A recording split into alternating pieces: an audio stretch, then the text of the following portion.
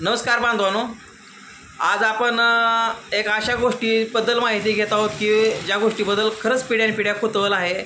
एक मोठी संघर्षाची कहाणी आहे। एक मोठं त्यामुळे संघर्ष आहे, श्रमदान आहे। आजच्या काळामध्ये एवढं प्रगत जग झालेलं जरी असलं, आज कुठेही बघतोय आपण, शहरामध्ये असतील, खेड्यामध्ये असतील, शेत शिवारात असतील, शेताच्या बांधावरती असतील, दळणवळणासाठी रस्त्याचं जाळं मोठ्या प्रमाणात विणलं जातं। त्यासाठी शासनाची मोठ्या प्रमाणात मदत होते। पण औसा तालुक्यातील भादा एक असं गाव आहे जिथं एक अशी कथा आता पुढल्या पिढीला सांगण्यात येते की औसा भादा हा जो रस्ता आहे का 12-13 किलोमीटरचा जो असेल, 14 किलोमीटरचा, त्या रस्त्याची कथा, तो रस्ता कसा तयार झाला, कुठल्याही इसवीसनात तयार झाला, याबद्दल माहिती आपण भादा येथील ज्येष्ठ नागरिकाकडूनच घेऊ। तुमचं नाव शिवराम बळराम पाटील। मला हा सांगा की हा औसा भादा रस्ता जो आहे तो नेमका कुठल्या इसवीसनात झाला अंदाजे जवळपास 64, 63, 61 ह्या पिरियडला झाला। मी त्या टायमाला भाद्यातील जिल्हा परिषदेच्या शाळेमध्ये पहिलीच होतो आणि मी सुद्धा ती रस्ता स्वतः 10 टोपले का होणार पण खाल्ला। आणि माझे वडील वारलेले होते। वडील वारलेले असल्यामुळे मला तर काही विचारलं नाही, पण आमच्या आईला विचारून गाववाल्याने आमच्या आईला रोड टाकण्यासाठी, खड्ड्याच्या वाटणीसाठी हाळूच्या शिवारामध्ये 7 खड्डे दिलेले होते।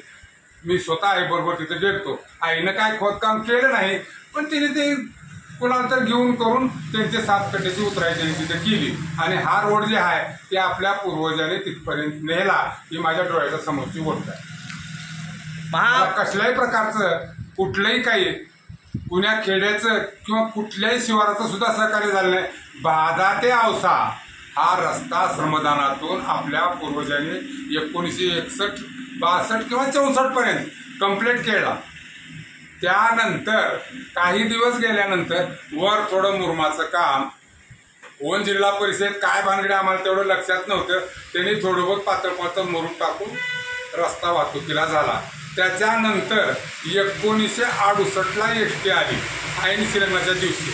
त्या एसटीच्या टायमाला सुद्धा पावसाळ्यात जर कुठं काय कुचलाई जर करीत असलं तरी गाववाल्यांनी पट्टी करून ते मुरुम टाकून एसटी नेहमी करता चालू ठेवली। आणि नंतर मग त्याला काय सरकारचं सहकार्य होऊन आता हा रस्ता चालू आहे।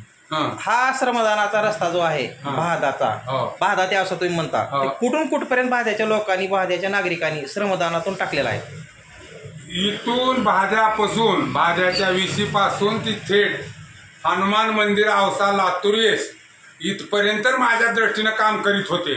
पण असं लोक म्हणतात की अप्रूज रोड जी आहे ती सुद्धा त्या टायमाला शासनाचा नव्हता आणि ती भाद्याने त्या पुढल्या सोलापूर रोडला जोडला।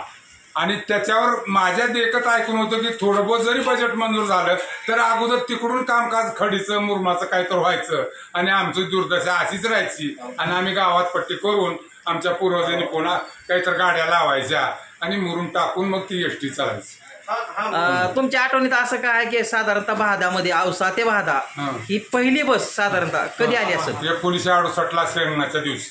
शिलंगणाच्या दिवशी त्यावेळेस काय उत्सुकता होती भादेकरांची, किंवा तुम्हाला काय वाटलं एसटी पहिल्यांदा गावात आल्यास? नाही, त्यांचा सत्कार समारंभ केला आणि भाद्यातील परमान पाटलीने आधी श्रीलंकाच्या आधी 2-3 दिवसाने कुठं नांदेड विभाग होता मग त्यावेळेस लातूरलाही काही नव्हतं आणि औषधालाही काही नव्हतं। तिथं जाऊन बसून त्यांनी 4 वाजता श्रीलंका दिवशी एसटी तिकडून आणली। गावातल्या लोकांनी त्याचं स्वागत केलं, बाजा लावला, त्यांना कपडे घेतले, फुलं हार तुरे केले आणि मग रोज एसटी तिथून सुरुवात झाली।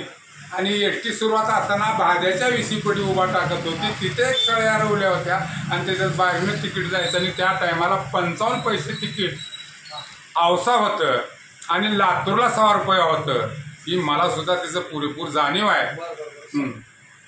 आणि त्यावेळेपासून मग सुधारणा होत होत होत होत वरचेवर झाली। धन्यवाद पाटील साहेब।